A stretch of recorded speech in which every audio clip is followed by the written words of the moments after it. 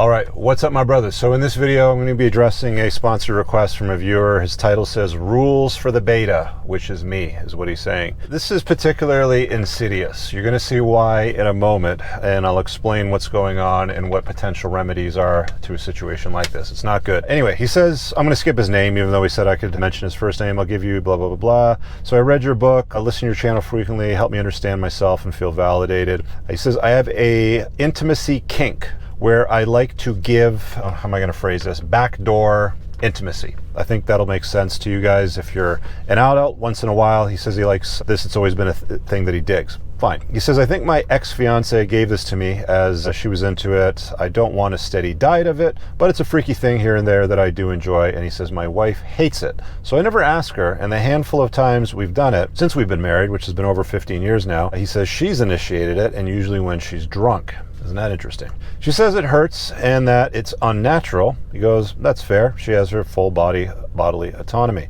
The problem is, and this is where it gets insidious, is she participated in these festivities. I got to try to rephrase the words here. She participated in backdoor festivities frequently before she got married to this guy. It's more than you can count on one hand, and it was all done mostly in high school, possibly multiple times by each guy. He says, she claims to have only had 2 past partners prior to the marriage, conventional, you know, in the conventional sense, not the back door. Anyway, she says that she only had 2 past partners, but used the back door so that she could feel more pure due to her religious convictions. I know some of you have heard this story before. She apparently said to him, I was a horny teenager. Now he says, that crushes me. I've told her, be my horny teenager wife, essentially is what he's saying.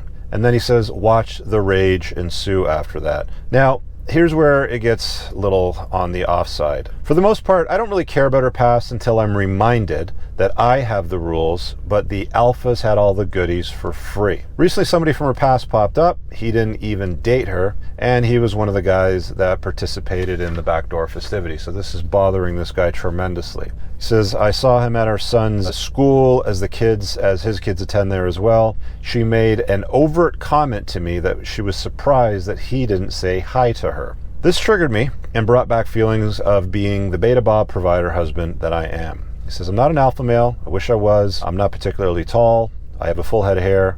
I was handsome when I was young. I had a lot of female action in my life, but I've sure aged and definitely look my age at 40. I'm strong, about 15 pounds overweight, decent income at around $350,000, nice house, nice things, 2 beautiful boys, but starfish intimacy is the norm today. I know what I need to do to level up, he says. My question is, though, how do I communicate to her that her past doesn't necessarily rattle me, but it's the rules that she has for me? I try to articulate this and she keeps hearing that I'm calling her promiscuous. I keep saying, I just want all of you. She says she doesn't feel loved and that I'm unkind. I literally can't get it through to her. I also explain that men and women have different value systems. Her past and my past are similar, but I'm a man and she's a woman. She insists that I'm now being misogynist. We're at a total stalemate. I love her, and we are good together as a team, but the intimacy sucks. I'm not even that needy. Thanks so much for your wisdom, speaking the truth. By the way, guys, if you want to make a request, a sponsored video, there's a link to that pinned in the top comment. Now, the reason why I said this is particularly insidious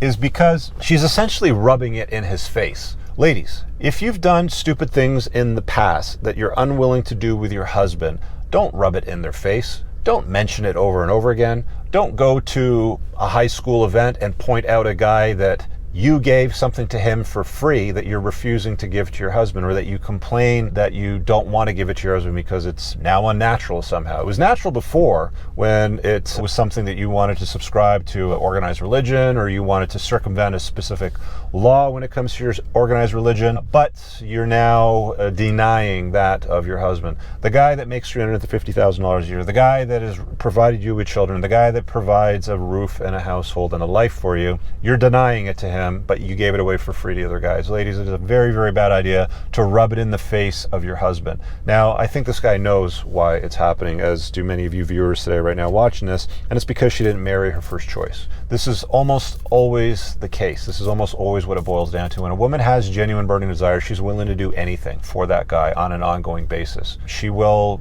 do it when she's not drunk.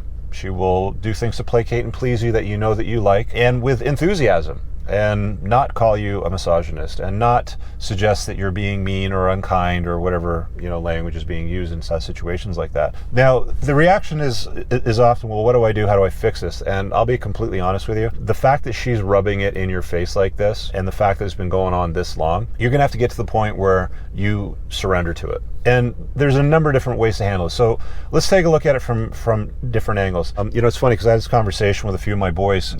We chopped up this guy's problem amongst our conversations, and the vast majority of them are all saying basically the same thing, like this marriage is pretty much done. Like if this is that important to you, this marriage is going to be pretty much done or is done, because you now have contempt for her and she has contempt for you. And I've said this many times, contempt is the clock that ticks down to the end of the relationship. Contempt is not a good thing. It is a bad look, and it almost always goes to a place where it's let's end up untying the knot, or we have to untie the knot. So it's a very, very difficult predicament to be in, and one that you certainly do not want to find yourself in if you can avoid it. So make sure, guys, that if you are getting involved with a gal on a long-term basis and you're talking about a girlfriend or a wife, or you want to have kids with her, you do it with women that have genuine burning desire for you, as I outline in my book. My book is a critical tool that you need to get in the hands of your younger brothers and your sons so that they cannot make the kind of mistakes that this guy did, where he signed up for a marriage with a woman that he fancied, that he found hot, that she was missing something for. Because again, he really values this. So there's one option is,